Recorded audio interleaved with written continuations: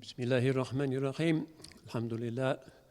Wassalatu wassalamu ala Rasulillah wa alihi wa sahbihi wa man wala. So I've lost count of where we are in this open-ended series of inhaling some of the blessings of those who have gone by and who continue to teach, sometimes at a distance of thousands of years and thousands of miles. بِذِكْرِهِمْ تَنْزِلُ الرَّحْمَةِ.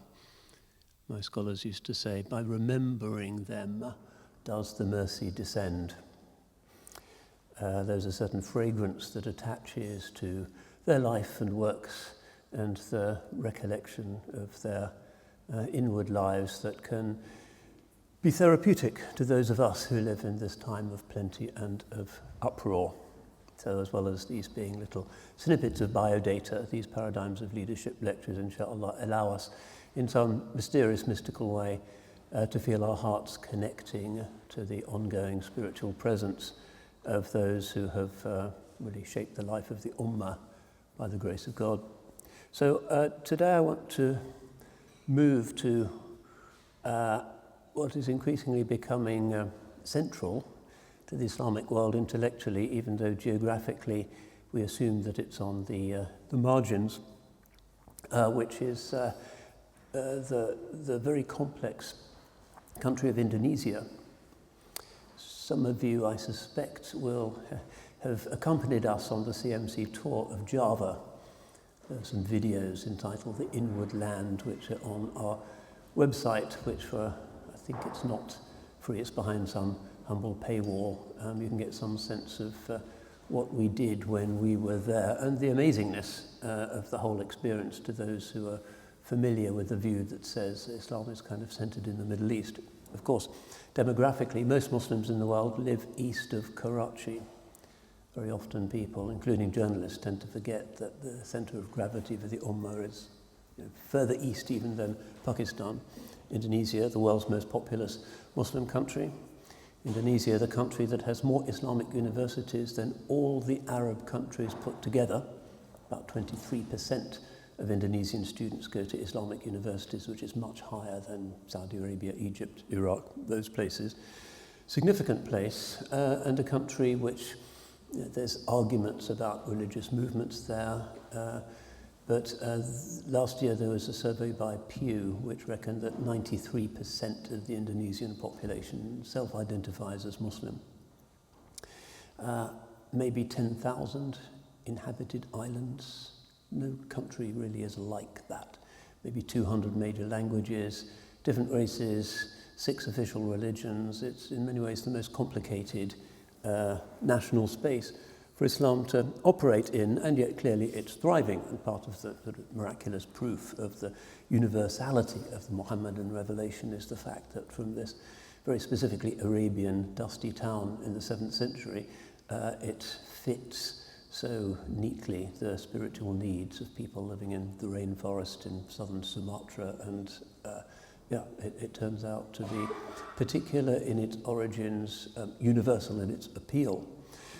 So, I don't want to do too much of the history, and again, the Inward Land lectures, I think, give it in somewhat more detail. Essentially Islamized from the 13th century onwards by Muslims from the Cham Kingdom, which is kind of former Muslim areas of Kampuchea, Laos, southern coast of Vietnam. Now, there's still Muslims there, but really diminished following various colonial and communist genocides. Although I remember that the very beloved Imam of the Azhar Students' Mosque when I was living in Cairo was actually a Cham Muslim, Kampuchean, very, very beautiful, luminous young man. Gujaratis also involved, basically traders, because if you want to get from India to China, Europe was really not much in those days. That was the world's maritime Silk Road. You would have to pass more or less through the Sunda Straits. You would have to go through the Straits of Malacca, the difficult tidal waters between Sumatra and North Java. It was the nautical equivalent of the Silk Route, and therefore cosmopolitan from a fairly early time. So one of the things that we need to bear in mind as we consider the calling of the ulama in a place like that is the enormous, almost indefinite diversity of the cultures of this nation, which in its current borders is more or less left over from various colonial arrangements between the British and the Portuguese and the Dutch, but which has, that I suppose will be our main theme today, the question of how Islam can function as a therapeutic and a unifying force in such a colossally diverse and un-Arabian cultural space. So Islamization begins on the coast and then it pushes inland. Java is where the great ancient civilizations are, the ancient Hindu kingdom of Majapahit, and famously it's the Wali Songo, and those who are with us, you may recall those bus rides, 4 o'clock in the morning, lurching down the Javanese roads, going from shrine to shrine. It was quite a night. But those 9 saints are the ones who are popularly credited with the Islamization of Java. Basically, it's the Naqshbandi and Qadiri tariqas that did the work, so that Java is today the world's most populous island and has like a 90% Muslim population. So they did their work well. Then the Dutch turn up. Dutch colonialism is not very agreeable.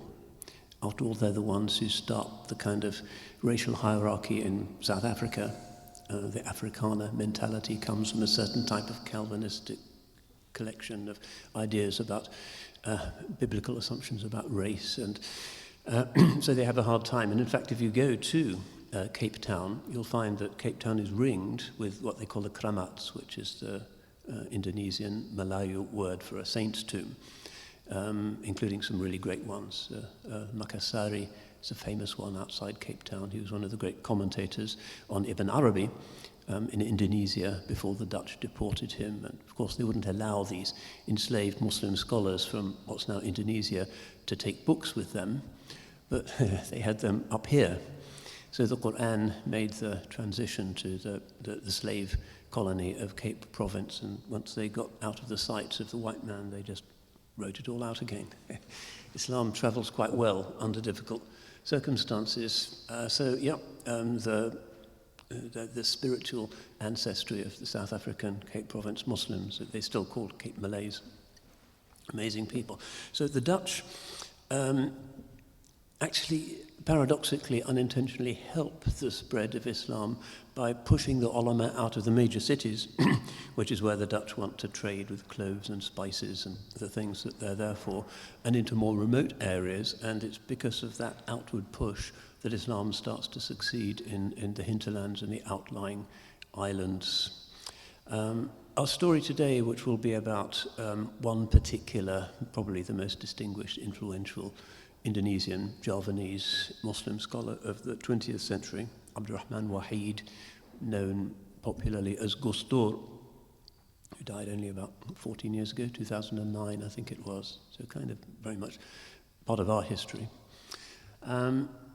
is the impact of colonialism, the humiliation of the white man with his fly whisk being carried by the local population in his sedan chair through the former capital cities of the proud Muslim land of Java, and how Islam was going to relate to this unexpected defeat by these people who came from such a remote place, Holland, that they'd never heard of before, and suddenly they're in charge of this spice-rich, clove-rich archipelago. Really begins in the 19th century, and particularly in the city of Makkah. During the Ottoman period, Makkah was one of the great centers for intellectual exchange in the Islamic world. There were districts of Fulani, districts of Javanese, districts of Russians. It was a very cosmopolitan place, and they all had their sheikhs who would have a particular column in the Haram Mosque and would teach. It was like a university.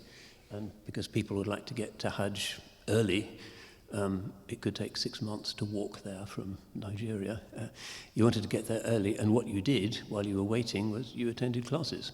So the whole haram in Makkah was like a university, different languages and buzzing. And the great figure for our story is somebody called Ahmed Khatib al-Minangkabawi, late 19th century, the great Javanese master from the Minangkabau regional ethnic group. And he was the one who really, talking to the Javanese Hajis, raised an awareness of the need to resist colonialism using an Islamic discourse. Because some elements of Javanese society, particularly a group called the Priai, who are the former kind of courtly classes in these very complex, the Kraton is a palace complex in traditional Java with thousands of courtiers and employees. And if you go to the Kraton today in Yogyakarta, you can see some of the ceremonial little old ladies in their ceremonial outfit in a long procession, carrying the Sultan's tea, walking in a particular way. It's very Indic and very beautiful, in fact. But that class tended to be the local class that the Dutch wanted to use in order to create sort of bureaucrats and administrators. And they didn't seem to be the most likely basis for some sort of anti-colonial resistance. Now, Shaykh Ahmed Khatib had two great disciples, Ahmed Dahlan and Shaykh Hashim Ash'ari. And these two individuals go on to found the movements which are the most active, scholarly, activist, cultural movements in Indonesia today. So Shaykh Ahmed Dahlan founds a group called the Muhammadiyah, which nowadays might have 25 million, 30 million members all over Indonesia, which has the reputation of being a somewhat kind of modernist Muhammad Abdur, Ahmed Amin, rationalizing contemporary interpretation of the religion. And then the other movement, which was founded by Shaykh Hashim Ash'ari in the year 1926, is called the Nahdat al-Ulama, which is basically Ghazalian. You could say the Ihya Ulum-ad-Din is historically its manifesto for how Islam ought to be, and very Junaidian in its tasawwuf. And today the Nahdat al-Ulama might have maybe 50 million followers, which makes it the largest organization in the whole Islamic world. It's kind of everywhere with little schools and dental clinics and orphanages and in all parts of Indonesia, including Papua and pretty remote places. They are active. And we'll talk about the dynamics of the relationship between these two sorts of followings of Shaykh Ahmed Khatib and his little Meccan circle as we go through this this discussion. And there's lots of other groups, particularly smaller, outright Salafi groups influenced by the Saudi interpretation of the beliefs of Muhammad bin Abdul Wahhab. It's probably the case that this kind of tension between these three major tendencies made a lot of Indonesians who were thinking about national resistance a little bit doubtful about the extent to which Islam could really unify the Indonesian people and provide a doctrinal basis for resistance to the occupation. That's one reason why early Indonesian nationalism tends to be, well, just nationalistic, secular, and also one reason why communism starts to appear perhaps unexpectedly in this intensely Islamic area. Generally, communism doesn't get much traction in most parts of the Islamic world for obvious reasons. In Indonesia, there's a powerful communist party, the suppression of which becomes one of the big traumas for the country. During the 20th century, you have an outpouring of new scholarship. It's a very scholarly kind of country. You have the idea of the pesantren. Pesantren is this particular Islamic form of usually small town or rural Islamic college that isn't for them the same thing as a madrasa, because a pesantren is a kind of boarding school that might have a madrasa inside it. Generally in the Indonesian sort of usage, madrasa is for day boys, whereas the pesantren is where you actually go to live. It's like a rather warm and uncomfortable English public school, perhaps, but very much scholarly oriented. And typically, the pesantren boys will be working in the fields and actually making themselves useful, almost like medieval monasteries in the UK. And you can see that there's maybe 100,000 of these pesantrens all over Indonesia. You can still see that way of creating a self-sufficient Islamic academic and spiritual community. They're very under the direction of the senior scholar, the kiai. Kiai is the traditional Indonesian word for an alim. They are usually attached to a tariqah, and there's a lot of dhikr, wazifas, adhkar, as well as the regular classes. So two big tafsirs come out. Tafsir al-Azhar from Abdul Malik Amrullah, which is the first full Indonesian tafsir, which is a bit closer to the Nahdlatul Ulama perspective, interpreting Islam through Ahmed Khatib and the Minangkabau local tradition. And then Quraysh Shihab produces the Tafsir al-Mishbah, which is a bit more intellectual, relates to more abstract philosophical concerns. And you also have freelance individuals, one of the best known of whom in the 20th century was somebody called Harun Nasution, who tried to revive the tradition of Mu'tazilism.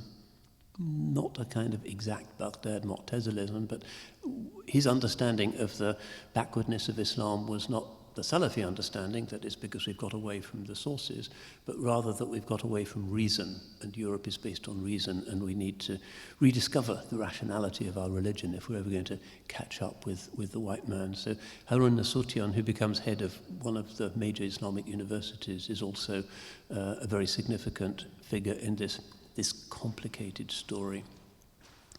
The backdrop in Java is, again, radically disparate levels of religiosity, which goes on to shape scholarly activity and also the politics. Most of the population, especially away from the major cities, are what used to be called abangan, which is people who are nominally Muslim but may well follow a kind of syncretistic, apparently shamanistic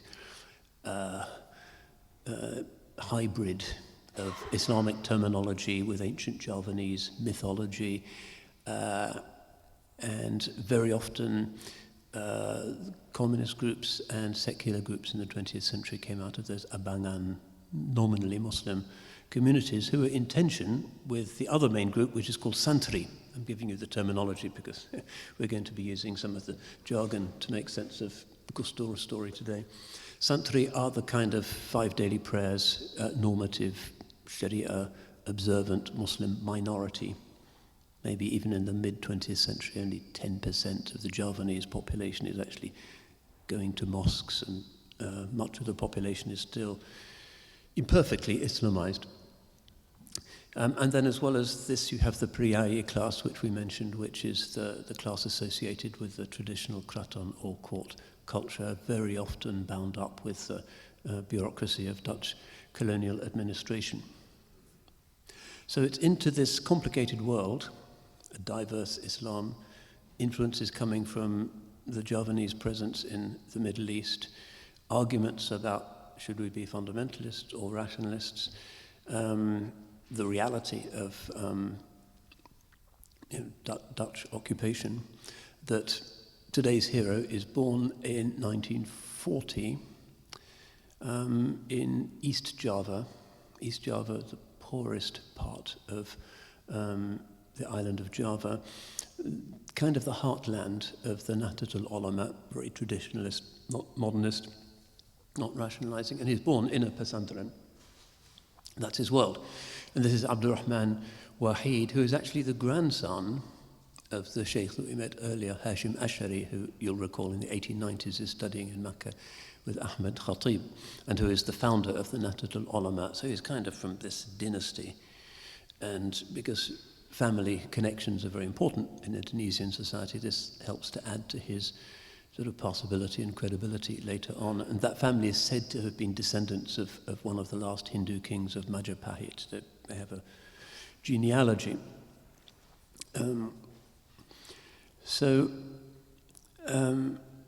This pesantren was opened by Shaykh Ashari after his 7 years of studying in Mecca with Shaykh Ahmed Khatib. He opens the pesantren in 1899. And characteristically, he chooses for the location the red light district. is a characteristic of the pesantren culture. You put this nexus of Islamic therapy and rightness where it's most needed, in order to clean up the neighborhood, in order to, if you like, shame the ladies of the night into mending their ways, and the gentlemen who come to visit them, and the drinkers and the opium dens. That's where you put religion. Now, he is unusual in that he introduces modern languages and some modern subjects into the pesantren curriculum. And is also an outspoken campaigner against the Dutch occupation. So by bringing these things together, concern for the poor and social welfare, opposition to colonialism, an openness to learning about the Western world, and learning Dutch, learning English, learning about modern sciences and so forth, he becomes really the key figure of his time. Hadrat al-Sheikh, they still call him that in Indonesia. So his son is Wahid Hashim, who also is born, grows up in the pesantren, marries Gus Dur's mother, Saleha, and Gus Dur is born there. And they name their son. They've had 4 daughters, and then the son comes along, Abdurrahman al-Dakhil. That's actually his name. Abdurrahman Wahid is Abdurrahman al-Dakhil. After, of course, the famous Umayyad prince who, after many adventures, enters Dakhil al-Andalus, founds the great Umayyad Caliphate of southern Spain, inspirational figure in Muslim history. And then, suddenly, unexpectedly, the Dutch are booted out by the Japanese. Everybody has to bow to the symbol of the rising sun. This is an issue for the ulama. The Japanese create a new organization to control Islam, Shumubo, which tries to encourage the Muslims to worship the emperor. Doesn't go down too well.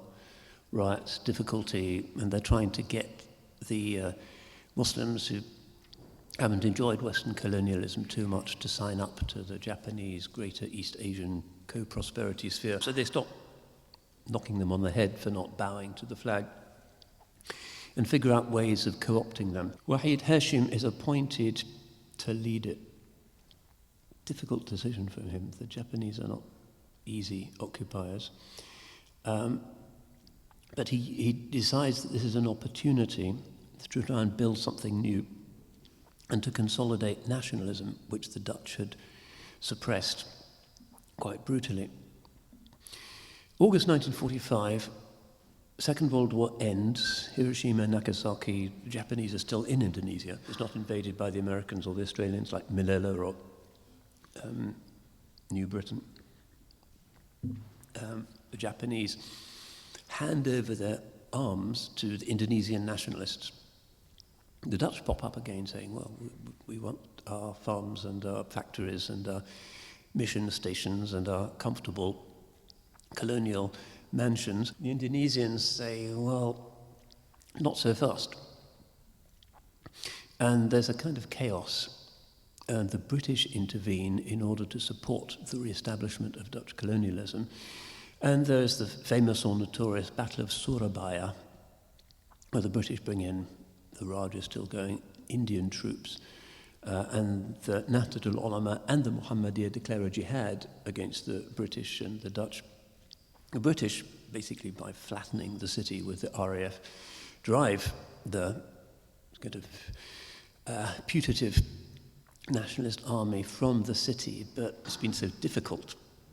They decide, well, the nationalists are going to win sooner or later. The Indonesians don't like the idea of the Dutchmen coming back, and it's fairly clear that Dutch rule is going to be a thing of the past, and there'll be some kind of transition. The British were getting ready for that in India already. So that there's a series of kind of national legends in Indonesia about the role of the ulama in resisting the British and the Dutch. And I talked to somebody from the Disney Corporation, and they're actually considering a script for a cartoon feature about a famous teenage boy called Musa, who was a hero of the resistance. Of course, how well will that play in a kind of American multiplex?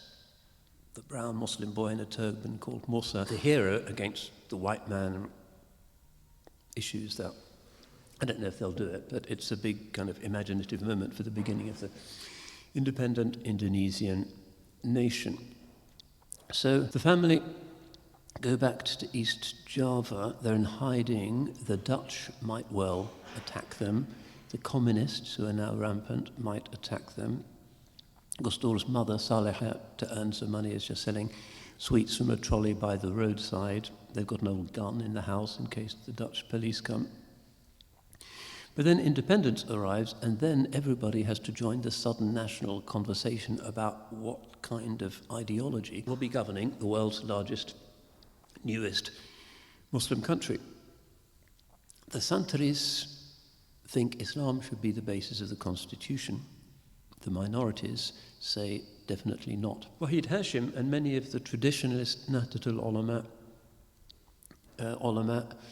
don't like the idea of a kind of Islamic religious state, and will return to this apparent paradox in due course. The new nationalist government, run by Sukarno, first president of independent Indonesia, who is kind of left-leaning, which, as we'll see, causes issues for the Americans, hatches this idea called Pancasila, which is still the official ideology of the Indonesian state, which is the idea that it's not a secular state, but it's not an Islamic state either.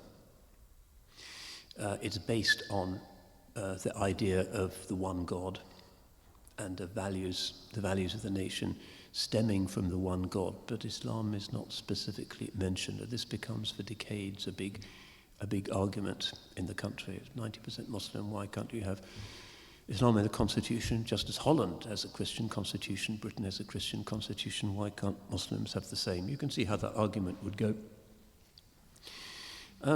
After independence, Wahid Hashim, Gus Dur's father, becomes the first Minister of Religious Affairs.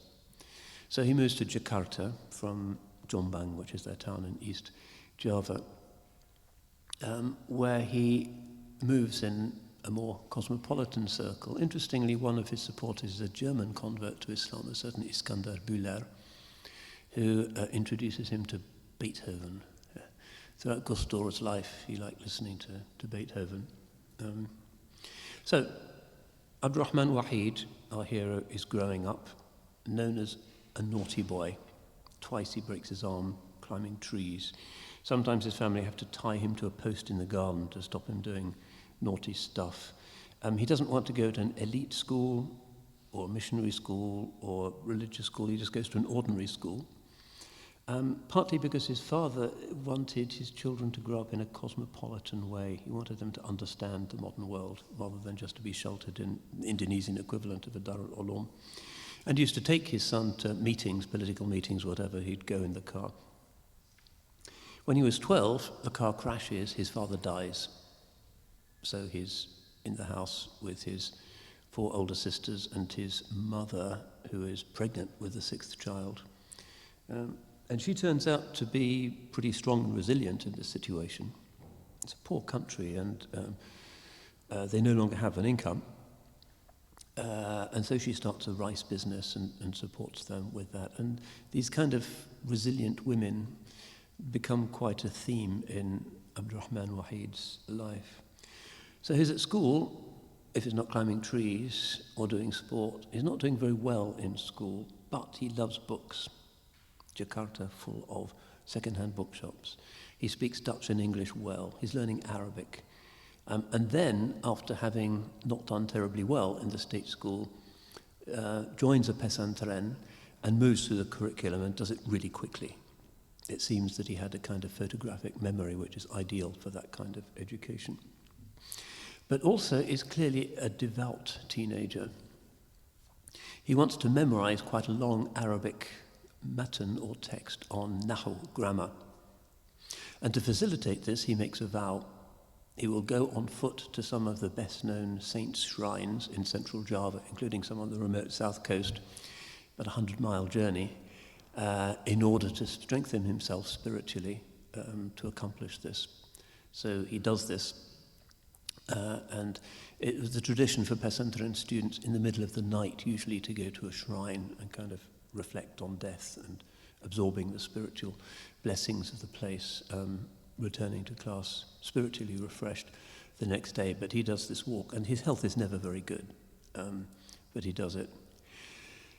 Now, he also, during the day, he had tremendous energy levels, goes to the cinema almost every day. So madrasa, to saints' tombs, to the cinema. And he also, because he's in Yogyakarta at this time, which is really the Islamic intellectual center, that's where the great University of Sunan Kalijaga is located, which some will say today is, along with the Sharif Hidayatullah University in Jakarta, the great place for studying religion in Indonesia. So he's going to the cinema, he's studying Sharia, he's going on these pilgrimages, but he also loves the shadow puppets, which is the great kind of indigenous art form of traditional Java. Again, on our trip, we saw this. It's hugely impressive. There's a screen, the dalang, who's the puppet master, sits behind and does these complex Javanese puppet stories, involving stories often from the pre-Islamic past, the Ramayana, a great Hindu epic, furnishing many of the key stories. And because they're ethical and ironic and sometimes comical, it doesn't matter that the stories are not of Islamic origin. He also really likes kind of kung fu novels and pulp fiction. So he's a teenager, but getting into... His mind is really hungry and capacious. He reads a lot of European philosophy. This is an age in which Marxism is fashionable, so he reads Marx. He also reads the Islamist stuff. He reads Hassan al-Banna, he reads Sayyid Qutb, but he records later that he found these rather sort of shouty and childish, just kind of slogans without there being a real kind of system behind them. He then goes off to Egypt. This is November 1963, to further his studies. In Egypt, he finds, first of all, a kind of confirmation of the Nahdlatul Ulama style of Islam, respect for local culture and tradition. Syncretism is just fine. Ziyarah, visiting the tombs of the saints, which is what you do in Cairo. The Muhammadiyya also like going to Cairo because Muhammad Abdu's legacy is there, but that's a kind of different bandwidth in the city's religious life. But in the 1960s, Cairo is kind of in its heyday. Nasser has not managed to smash all of the city's intellectual life, and everything is going on. The Egyptian cinema, the Egyptian theatre. There's 3 surrealist magazines in Cairo. It's a great cultural centre. The Opera House is one of the great centres of the city before it's mysteriously burned down because apparently the accountant didn't want his books to be audited, and so he thought, let's burn down the Opera House. Yeah, but it was the intellectual capital of the Islamic world at the time. So he went to Al-Azhar and they said, oh, you haven't got a certificate in Arabic. We know you studied Taftazani and these advanced texts, but you haven't done Arabic. You can't come to our university. So he has to do basic remedial Arabic, sitting in a class with sort of Rwandans and other Indonesians younger than himself. He doesn't need to do that, so he skips classes and instead he's watching sort of French cinema and doing these things in Cairo and getting into the intellectual richness of the city. Of course, when he takes the Arabic exam, he's head of the class and goes straight into the Ma'had, and he actually goes to, I guess, 20 years earlier, the same buildings and the same curriculum that I went through. They saw this guy from Cambridge, Ida, and I hadn't come from one of the institutions they knew about, and so they said, okay, you go to the remedial class. So I was sitting there with these kind of 12-year-old guys from Burundi, and kind of who, actually they were good students. Inshallah, they have made a lot of themselves. They were Indonesians as well, I remember some Thais. Students from Thailand and Malaysia always had a lot of kind of electronic stuff with them, sort of cassette players and radios and things, which was too much for the Azhar student accommodation electric circuit. So very often the lights would all go out and there'd be a fight on how to fix the fuse, and I could tell you some stories about it. He must have been in a world that was a little bit similar. But to earn an income, he did some translation work for the Indonesian embassy. He's from a good family, so he gets this, and he translates. And but in that way, he gets to know what's happening in Jakarta. Telex is coming in, he translates them. He can do the Arabic, he can do the English, as well as the Bahasa Indonesian. And this is a tense time in Indonesia. 1965, Sukarno is overthrown in a coup orchestrated by the CIA, and Suharto is put in. And that's the end of the experiment with socialism. Of course, the Americans who are fighting this war in Vietnam are terrified that the communist thing will extend the domino theory. And so they bring in Suharto, and there's a massive witch hunt against communists and socialists in Indonesia, and massacres. Maybe 3 million people are massacred. And reading all of these messages from Jakarta to the embassy, Abdurrahman Wahid is kind of traumatized, because some of the people who are carrying out these massacres were actually Nahdlatul Ulama youth, because they didn't like the communists and they were being mobilized in order to get their own back. And it wasn't a very good look or very good moment for this Indonesia's largest religious organization. And for the rest of his life, he was quite sort of guilty about that. So the embassy asked him to compile a secret dossier on every Indonesian student in Cairo, or ideally in the Arab world, because they wanted to see who was reading Engels. He could see this was what was going on, and so he wrote the files in such a way as to exonerate everybody. Nobody was reading Marx, nobody was going to anything with a red flag. They were all good Santri Muslims, don't worry. And so it seems that none of the students in Iraq, Syria or Egypt were arrested and flown home as a result of their political persuasion. Of course, because he knows Marxism, he's read the stuff, he can identify what kind of tendencies are underway. Cairo is also unstable.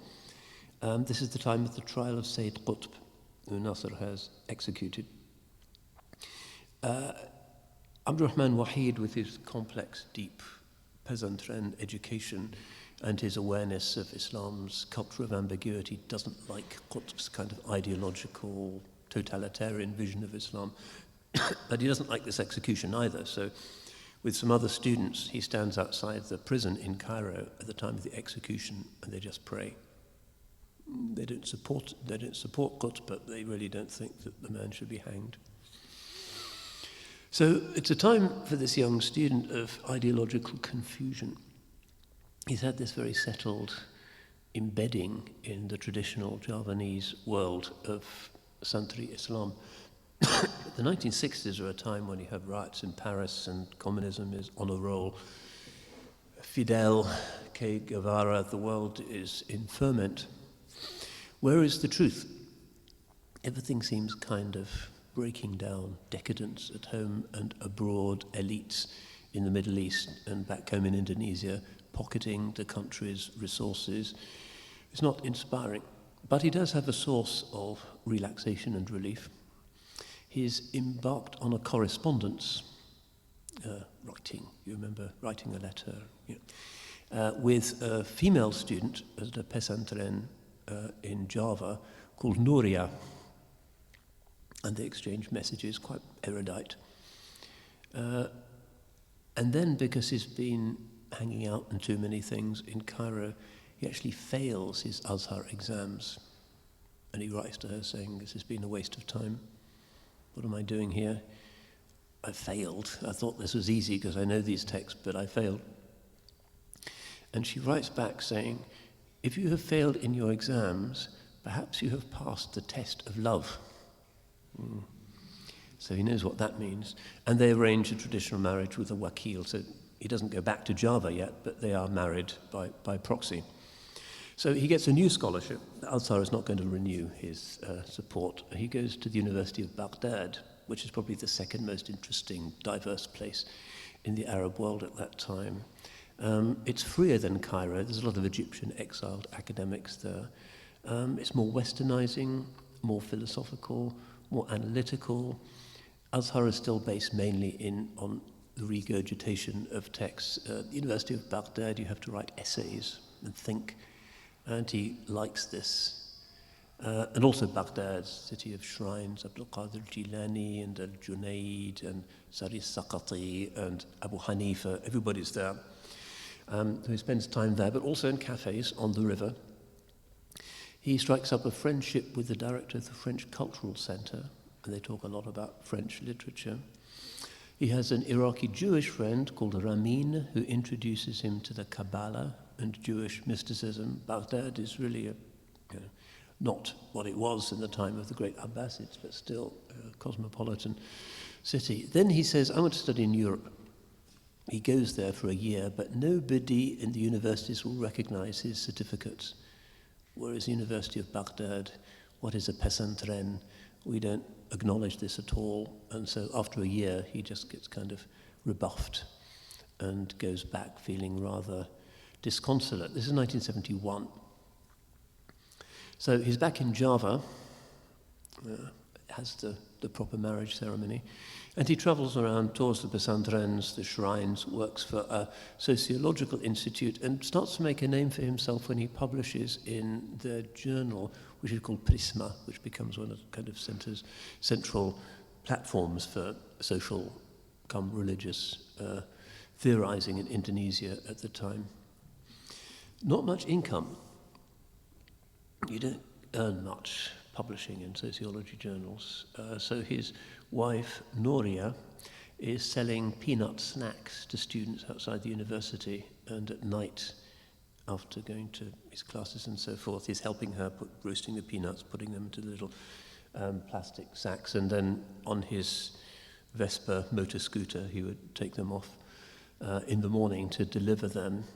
He has after 3 years, 2 daughters. He helps with the housework. It's kind of a third world situation. There's no air conditioning. It's very, very basic. Even though he's already acknowledged as somebody who can write seriously on contemporary topics in a sociology journal. A breakthrough starts when he is given an ijaza in Al-Qawa'id al-Fiqhiyya, the basic maxims of Islamic jurisprudence, and also in the Hikam of Ibn Ata'illah al-Iskandari, which is a classic Sufi text. And because he has this ijaza, this teaching certificate, he's able to teach and actually to earn a little bit. 1977, he has a third daughter, and suddenly he is appointed to be the dean of the Usul al-Din faculty in the Hashim Ash'ari University, named after his grandfather, in his town of Jombang, which is a Western-style university in structure, but it's designed for the pesantren graduates. He starts to become a popular preacher. One Ramadan, he sets out to go through the 30 juz of the Quran using the tafsir of Jalalain, and it said that one evening a train was delayed in the station because the passengers were still listening to the bayan. They didn't want to miss it, and so the train actually waited for the passengers. He becomes really, really popular. He's pottering around on his Vespa scooter and has an accident, quite a serious one. His vision from this time starts to deteriorate. His retina detaches, and he doesn't really, because he's impatient with medical treatment, doesn't really allow it to recover. And in one eye, he's kind of semi-blind from then on. He's obviously a rising star for the Nahdlatul Ulama, and he joins their Shura Council. This means he has to go to the capital, Jakarta. So that means a smaller salary. He has to live in a very remote suburb in a small house. Fourth daughter is born. And Abdurrahman would quite like a son, and he remembers that he has 4 older sisters, so maybe they'll get lucky. But Noria said, perhaps not. But they're in this small house now on a very moderate salary. The Nahdlatul Ulama are having increasing difficulties with the new regime of Suharto, even though they've kind of colluded, or some of them have, in the extermination of Javanese communism, because Suharto is basically a military dictator. In the early 1980s, the regime becomes increasingly repressive. Often he's arrested, and detained overnight. Because he's working in official circles through the Nahdlatul Ulama, he does have connections. And if we're thinking about leadership, we might want to ponder the way in which he tries to establish connections in the ruling military establishment as a means of allowing the Nahdlatul Ulama to continue their work. Because there are opportunities in this period.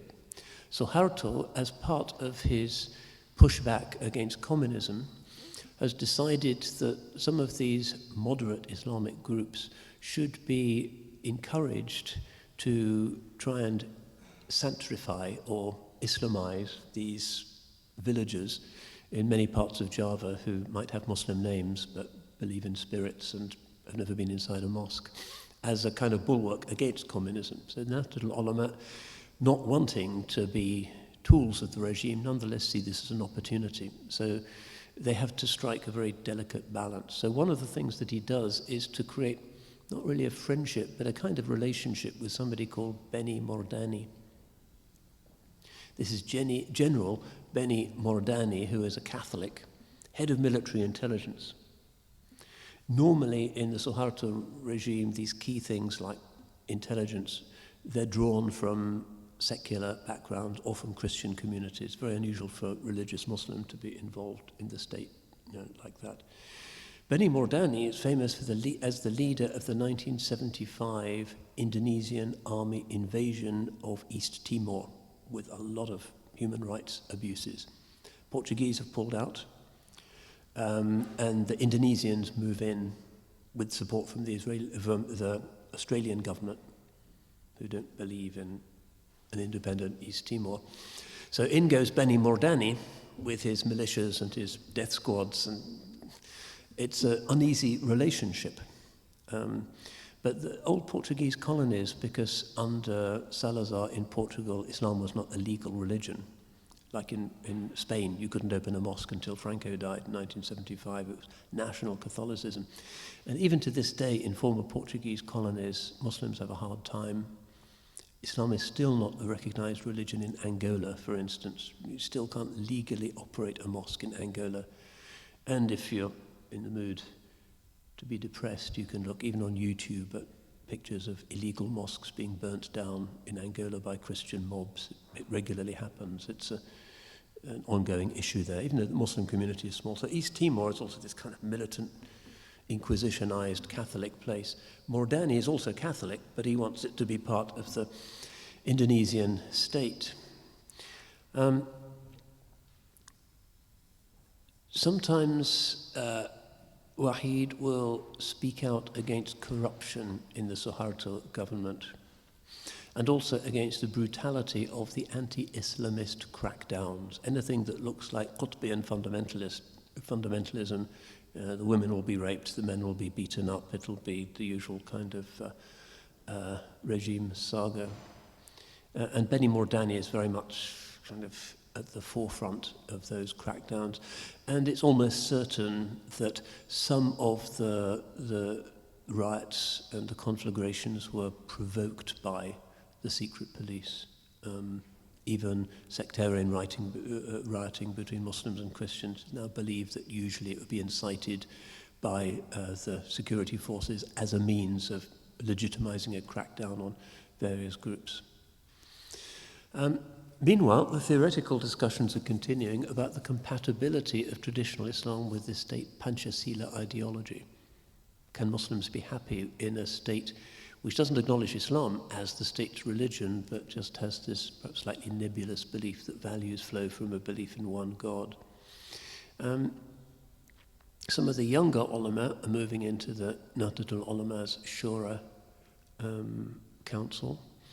The discussion becomes more intense, and the way the Nahdlatul Ulama decide to play it is that they're not going to oppose this Panchasila idea, but instead try and work inside the structures to push it in a more kind of Islam-friendly direction. And that's really how they save the organization. They're tolerated Nahdlatul Ulama is never shut down by Suharto, even though civil society is almost dead, journalists are paid off, it's a very totalitarian scenario. But they kind of demonstrate to the state that they're really too big to fail, 30 million members. Suharto doesn't want to take that on. And so they managed to survive in this time. It's not a party political organization, Nahdlatul Ulama. The original khitta, as they call it, the kind of constitutional plan, agenda of Nahdlatul Ulama is to be spiritual and educational, not to kind of run for parliament. In due course, partly because of his clever way of maintaining some kind of modus vivendi with the Suharto dictatorship, Abdurrahman Wahid elected to be chairman of the Nahdlatul Ulama. There's no salary attaching to that. In their tradition, the alim in an organization like that doesn't get paid.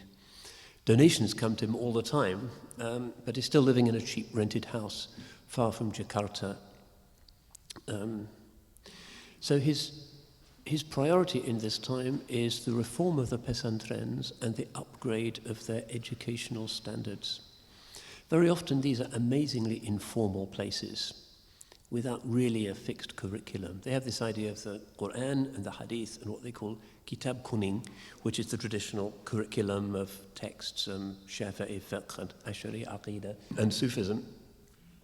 But often there's no formal enrollment. Anybody just sits in to a class. There might be informal assessment procedures. Half the time people don't seem to be there, or they're out growing, picking fruit or something. It's really very informal. That's one reason for the survival of the Nahdlatul Ulama, in that it's so organic and unstructured. But he wants to regularize things a little bit. And he tries to establish a presence in the major Islamic universities. We mentioned Sunan Kalijaga University in Yogyakarta, Sharif Hidayatullah in Jakarta, but there's a lot of others. And he wants to establish a Nahdlatul Ulama presence, where often the discourse has been dominated by sort of more philosophical or modernist, reformist types of Muslims. And later on, you have the appearance of the Paramadina University in Jakarta, which is still very vibrant, established by Nurholis Majid, who's also from Jombang, but adopts a much more kind of rationalizing approach to religion, you might say. Still orthodox. But he did his PhD with Fazlur Rahman in Chicago. Wahid never really studied in the West, so a different kind of orientation. But the idea of the Paramadina University is to train up religious boys and girls of the elite. It's quite a small institution, but well worth visiting.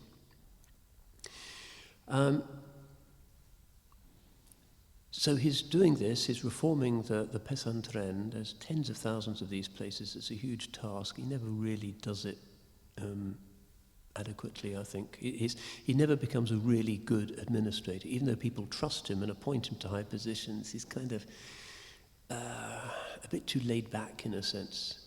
Humorous guy, not always wholly reliable, enormously energetic. He can go to several meetings on different islands in a day, and in the evening, 10 o'clock, is meeting journalists. Indefatigable, but a little bit chaotic. But he's still risking things by being critical of the regime, and in particular, the World Bank agreed to Suharto's idea to create an enormous, very environmentally destructive dam and reservoir right in the middle of Java. Is the Kedung Ombol Dam, one of the cause célèbres at the time, the 1970s. And he writes to the World Bank saying this is going to destroy this region. But Suharto gets angry with him. The World Bank don't realize where a lot of the money is going to end up. But that's a kind of very precarious moment for him. But it shows that he's still gauging the situation, knowing how far he can go before everything will be shut down. 1989, he comes up for re-election as head of the Nahdlatul Ulama. And at this time, he goes to Mecca He hasn't done his Hajj yet. He goes to Mecca for Umrah, and he goes to visit somebody for his advice on how to deal with this really very complicated, sensitive situation. He's head of the world's largest Islamic organization in the world's most complicated Islamic country, the biggest Islamic country with this pro-Western military dictatorship, which is fighting all kinds of nasty wars. The Aceh conflict is going on, the Ambon conflict, the Moluccas are on fire. You have complex situation in Irian Jaya, West Papua. It's a very difficult, unstable situation. So he goes to advice to Sheikh Muhammad Yassin al-Fardani in Mecca, who I actually had the privilege of visiting once. Must have been a couple of years before Gus Dur was there. He was already about 90. I remember it quite clearly. And because by that time, this is long after the Ottomans have gone, you couldn't just teach in the haram. If you were allowed to say anything at all, it would be in your house. We had this flat in Hayy al-Andalus, and there would be mostly Syrian students sitting around. We were doing Sahih Muslim at the time. Fardani would be a kind of really thin Oriental guy in a turban and a sarong. And during classes he would smoke a shisha, which had various herbs and things. It wasn't nicotine. And the students would read the text, and this really ancient Javanese guy would just be there, and the only way you could tell that the sheikh was still alive was that sometimes the thing would bubble, and you thought, oh, great, otherwise he's kind of like that. And then sometimes, and it was like the Middle Ages, I was amazed to see this. He would kind of come to life and say, that's wrong, because there was a misprint in the book. So we'd all have to take our printed copies and correct it, because the sheikh had the real one up there. And he gave me 5 volumes, which were just the names of the books which he was authorized to teach. He was something from the old times. Very impressive to see that. He was basically Sheikh al-Hadith in Mecca at the time. So, and is acknowledged as the senior scholar from the Nusantara, from the Malay Indonesian world. Really a gentle, humorous guy. They brought in this strange, sunburnt, pink Englishman one day who sat down and listened to Sahih Muslim. He thought, fine. He wasn't fazed by that at all. So Gus Dur goes to see him and asks for his advice. How does he negotiate this very complicated situation as a leader in Jakarta? And he advises him. And that partnership seems to have been quite critical in his success, that he has a spiritual advisor who asks him to look at intention and to read people, to gauge the political equation of the day. So he's re-elected. The Nahdlatul Ulama convention is a big thing in Indonesia. Suharto attends, because remember, he's trying to position himself as somebody who's sympathetic to religion because it's a bulwark against communism. Gus Dur gives a speech. Some of the younger ulama are not very happy with him, partly because he has his own mosque in his pesantren and he allows the local rather tiny Shia community to attend. They don't like that. They accuse him of some kind of Mu'tazilite rationalism, which is really not the case. He's not very keen on large-scale Arab missionary operations in Indonesia. This is 1989. He'd spoken out against Khomeini's fatwa on Rushdie. Not everybody's flavor of the month. But Abdurrahman Wahid is aware of all of this and is fresh from his energizing encounter with the Sheikh in Mecca. And he gives the speech. The president is there, but these angry young men are there as well. And he's very witty. He had a great sense of humor, elegant, talks about the necessity of reforming the pesantren, and he's back in. But, and this tends to dominate his later years, his health continues to deteriorate. He's diagnosed now with type 2 diabetes. He has congestive heart issues. He's significantly overweight. He doesn't take much exercise, this becomes increasingly an issue. So this is also the time, the collapse of the Iron Curtain, and the Americans are less interested in supporting dictators to keep out the evils of communism. So that means Suharto is in a more exposed position. Suharto decides to respond by flagging up his supposedly Islamic credentials. He makes the Hajj, and on the Hajj, a lot of rulers who want to demonstrate to their people their piety, they do the Hajj specifically, and there's usually cameras around. I was once doing Umrah in Mecca. There was some shouting in the Sa'i. I thought, what's going on? And it was Gaddafi. Al-Mawtu li Amerika, Al-Mawtu lil Istimar al-Alami. So instead of saying Labbaik, he was saying, death to America, death to world colonialism. I better wait a bit before I join the crowd. He was actually there. I also saw General Zia there on the Hajj.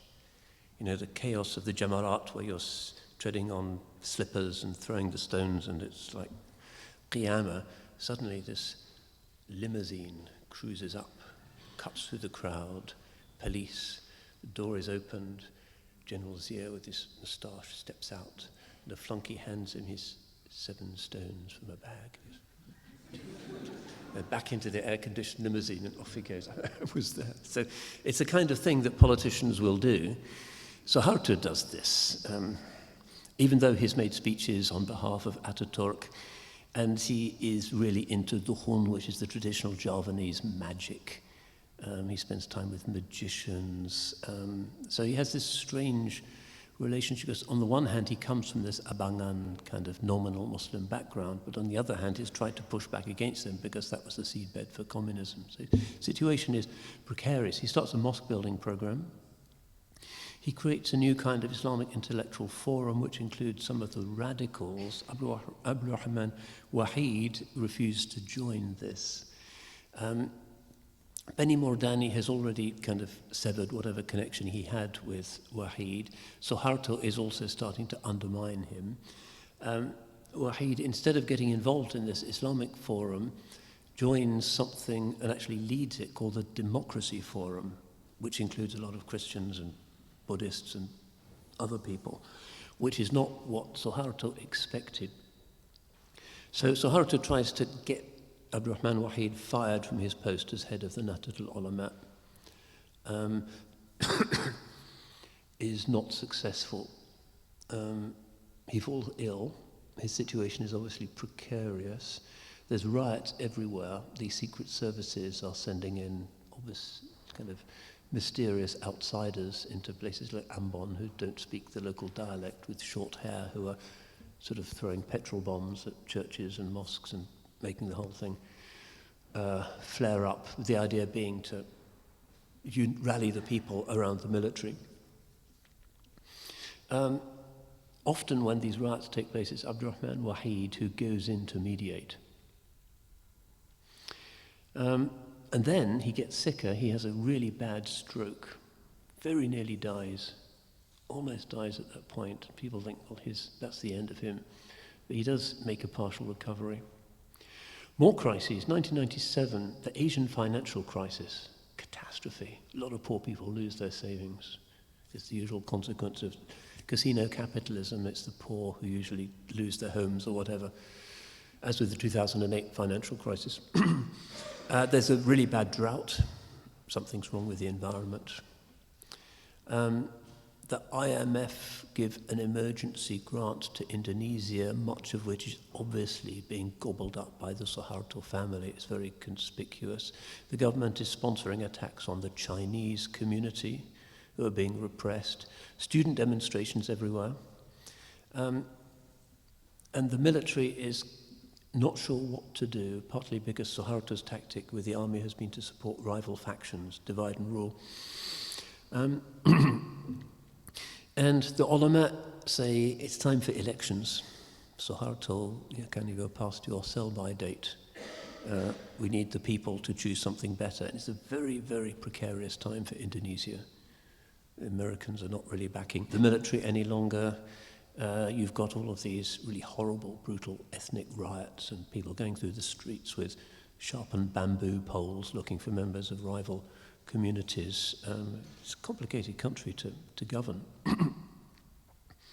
So Suharto invites senior ulama to his palace and asks for their support. The Muhammadiyya and Nahdlatul Ulama are both there and say, first you have to return all of the wealth that your family has expropriated because this is too extreme. All of that IMF money, give it back. Suharto's response is to resign. Jakarta is in chaos. Students are occupying parliament. Abdurrahman Wahid is still really sick, hardly mobile after this stroke and the diabetes and can't see properly. But people are coming to his bedside and to his house. He's in a wheelchair getting about, asking for his advice. Where do they turn in this kind of sea of 200 million anxious people? There's a new caretaker president, President Habibie. Abdurrahman Wahid advocates a slow, progressive approach to him, talks to him about some of the more anti-Chinese elements of his cabinet, who he thinks are bad news. Habibie actually turns out to be better than expected. He does open up the field for a more thriving democracy. He allows more parties to be established. Suddenly a range of Islamist parties pop up. But there's still communal violence. Some of the hardcore supporters of Suharto's Golkar party are beating up and killing Nahdlatul Ulama scholars. Perhaps as a provocation, Wahid urges restraint, don't retaliate. East Timor is a catastrophe, but Wahid won't support an independence referendum until Jakarta is under some kind of order, because the central government is in no position to preside over anything there. In West Timor, anti-Muslim riots, dozens of mosques are destroyed. Ambon, which is a mixed island, a lot of violence. Aceh, which has never really liked being part of Indonesia. It's a different language, different culture, Islamized much earlier. Mauritania sent the army into Aceh. His eyesight is now more or less defunct. He travels to various clinics, hoping it can be restored, but he can't read any longer. He can hardly see. So 1999, with the country in real crisis, the possibility of total anarchy and chaos, he decides to run for president. Because he's a kind of unifying figure. He's credible because of his record of opposition to Suharto, because of his moderate policies. The minorities trust him, and the Western media, I remember at the time, flips out and says, Muslim cleric elected as leader of Islam's most populous country, and they think it's Khomeini landing in Tehran airport, because they've never met a traditional Muslim scholar. They only know these kind of anxiety ideologues. But that is the case. He's a traditionally trained alim. He's been to pesantrens. He's not got a Western-style degree, but now he's running. He's in the presidential palace, built for the Dutch governors. He's in that world of protocol. And the swearing in, he can't actually read the oath because his eyes are so bad, so an army officer has to read it, and he repeats the words after him. That doesn't look so good. But he wants to make a clean sweep. One of the first things he does is to abolish the Ministry of Information. Ministry of Information, a lot of Muslim countries like to have those in order to control the discourse, Orwellian. He just gets rid of it altogether. What's the point? Information is already there. You don't need the government to shape it. That goes completely. The Ministry of Religion is downsized because he has a bad experience of state intervention, official khutbahs and interfering in mosque imam appointments or in the churches. There's still a Ministry of Religious Affairs, but it's not this kind of huge controlling thing that it used to be. Irian Jaya, which is, if you know the map perhaps, you know that the eastern part is Papua New Guinea and the western part is part of Indonesia, and ethnically very mixed. There have been Muslim sultanates there for 600 years, but the inland is sort of Austronesian people. Difficult. He is reconciled to the local separatists by offering various concessions, even by changing the name of the province. There's a revolutionary government now in East Timor. He personally travels to Dili, the capital of East Timor, in order to offer apologies to the revolutionary government for the crimes that were committed under the Indonesian occupation.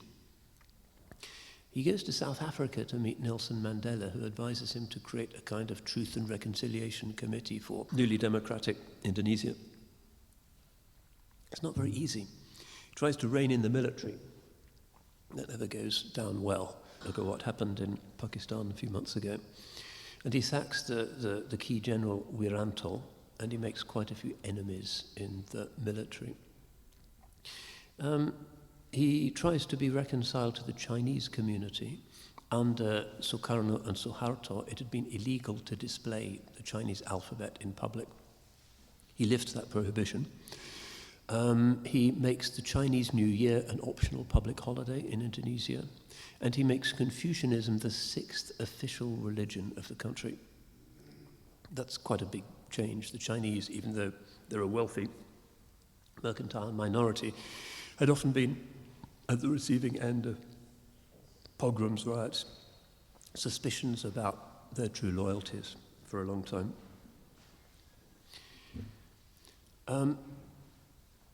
It's still a very precarious and anarchic situation.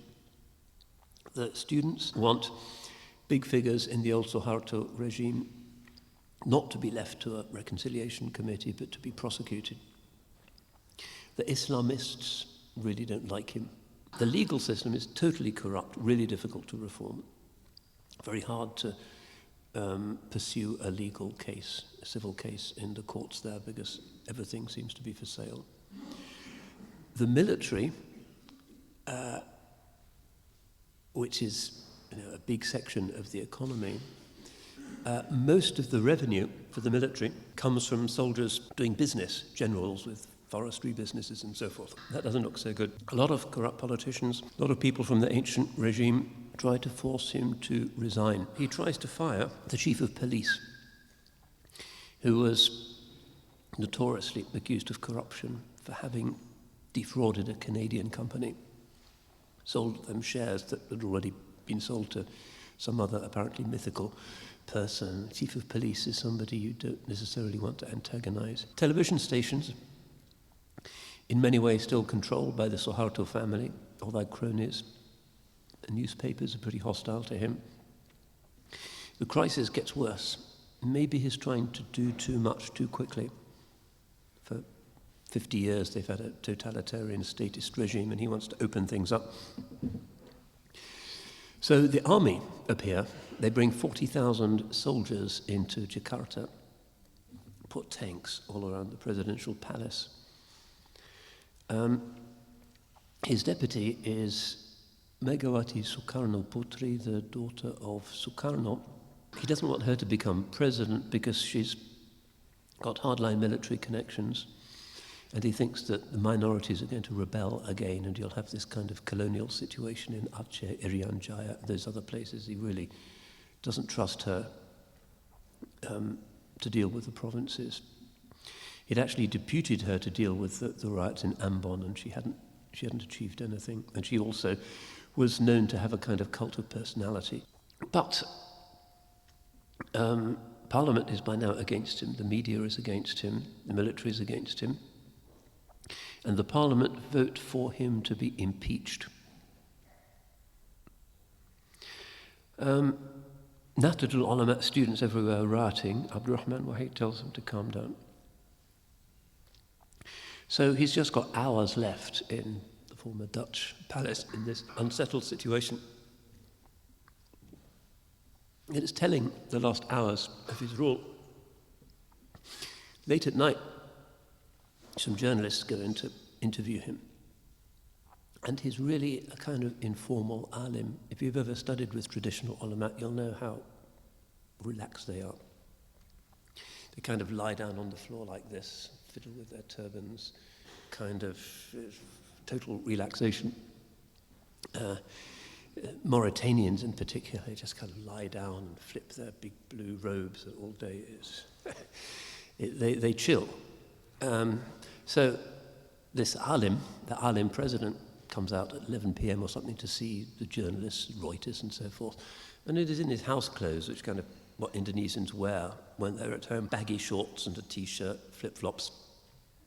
They're expecting the President of the Republic with a suit and a ribbon. And he comes out, and of course the headline in the Western press is, Head of State has gone senile and is giving interviews in his underwear. They just don't get him. He's really not an ego. He's dressed like that, he wants to talk to journalists, fine, why does he need to put on a bunch of medals? And the last day in the presidential palace, the visitors are not politicians, but the country's religious leaders. First up are the Buddhist leaders with their saffron robes, and they come to bless him. And then Christian evangelicals come along. One of them anoints him with holy oil and reads the Bible. And so that's kind of the way in which he goes out of power, by being blessed by the country's different religions. Then he goes off to America for medical treatment.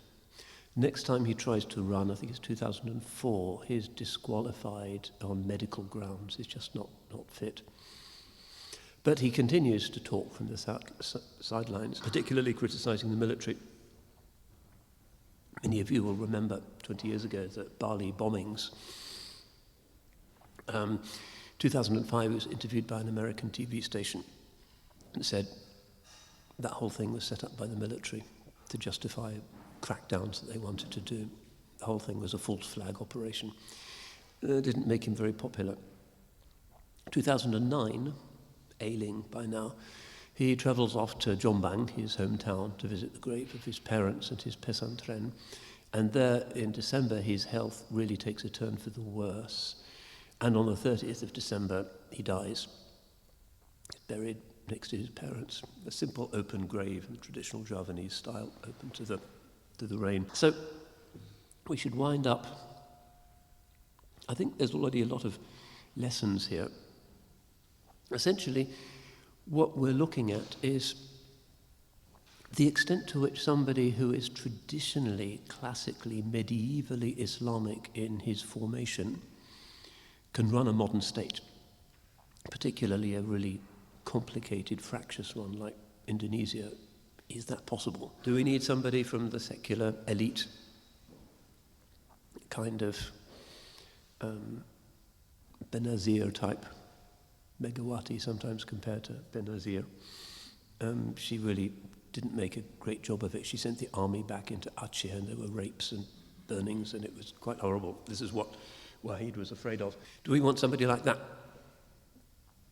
Journalists will go and interview Benazir Bhutto and the first 10 minutes will be talking about Harrods or something. Are those the appropriate people? Or the Islamists with their ideological view of Islam as a single set of simple answers and the determination to use the nation state as an instrument of collective coercion, a totalitarian model in the kind of ISIS or Taliban style. Or should we look to see this example of somebody who is unimpeachably, classically conservative in his training, but who knows a lot about the contemporary world and can talk to you about Dostoevsky and Marx, understands his people who did it rather differently and really set Indonesia up to be one of the tiger economies despite everything. He was the first democratically elected president of a difficult country and managed the transition. Other things that we might want to think about is the kind of temperament. What sort of individual is the traditional alim? Well, if you have studied with traditional ulama, you will find that they are laid-back individuals, that they are interested in just about everybody. They want to know who you are and what they can learn about you. It could be this guy from Cambridge who walks into Shaykh Fadani's majlis, who's just interested. Or it could be a Buddhist monk somewhere in central Java. Interesting, find out about that person. Don't jump into some kind of negative reflex. Find out. Another member of Bani Adam. Humour, another thing. One of the things that the traditional ulama tend to be very good at is jokes. And one of the ways in which Gus Dur won people over was through his rambunctious Javanese humour. One of his favourite characters from the Wayang Kulit shadow puppets was Semar, who's a kind of Nasruddin Hoja, holy fool, who instructs through rather ambiguous, sometimes risque forms of humour. And again, the traditional ulama very often do crack jokes. Certainly I think that the time when I have laughed most in my life was in the Maliki fiqh classes of Sheikh Ismail Sadiq al-Adawi in Cairo, who is the Imam of the Azhar Mosque. He was just such a brilliant wit, absolutely perfect. We were kind of splitting our sides, even though we were studying something about ablution, and he turned it into this funny thing. Very brilliant. That's how the traditional ulama are, and it's important to remember that. If you read books like Muhammad Jamal Zadeh's book, Isfahan is Half the World, which has been done into English, Isfahan, Nisfa Jahan. He was a mid-20th century Iranian short story writer, pre-Khomeini, who describes how the ulama were in his childhood, and their generosity, their interest in people, their tolerance, their wit. Reading that book quite reminded me of what I saw in Cairo. So that, I think, probably helped him in his leadership skills. The Nahdlatul Ulama never really developed, as far as I know, I don't read it Indonesian, a systematic, philosophical, usul-based rejection of the idea that you can have a totalitarian religious state, using the very Western idea of a nation-state in order to enforce religion, rather than the traditional Muslim image of a vibrant civil society with awqaf and tariqas and guilds that the state wouldn't get involved with. But there was a guy called Ahmed Siddiq, who was a Nahdlatul Ulama scholar in the 1950s, who did write some interesting things about how Islam is just incompatible with the idea of statist religion. Maybe they're still working on that.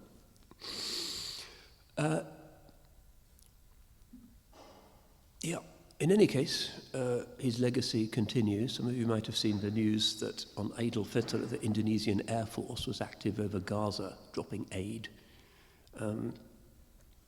They are working out, as everybody else is, their identity as Muslims in the complex uproar of the modern world. But it seems that they have come up with a viable, stable solution, unlike so many of the Arab countries which have been imploding.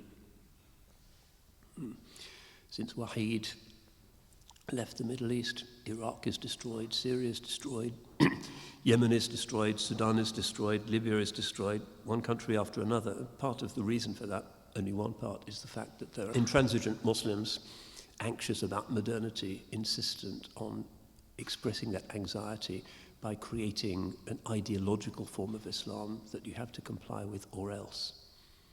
Gus Dur is coming from a place that is not a liberal place. Really, Western categories such as that don't quite apply, but a place where there is a respect for the Quranic injunction that the religion of Islam should be muhaymin, a protector of the earlier communities. This idea that the difference of your tongues and languages, which means cultures, I guess, is a sign of God. Indonesia was a kind of good testing ground for the applicability of that Quranic pluralistic vision. Alhamdulillah, so may Allah shower His mercy upon the one who now rests in Jombang. Inshallah, inspire us all to go to Indonesia and pray for the Indonesian people as they continue this difficult journey in which they negotiate religion and modernity, inshallah. Barakallahu fikum, wal afu minkum, wassalamu alaikum wa rahmatullah wa barakatuh.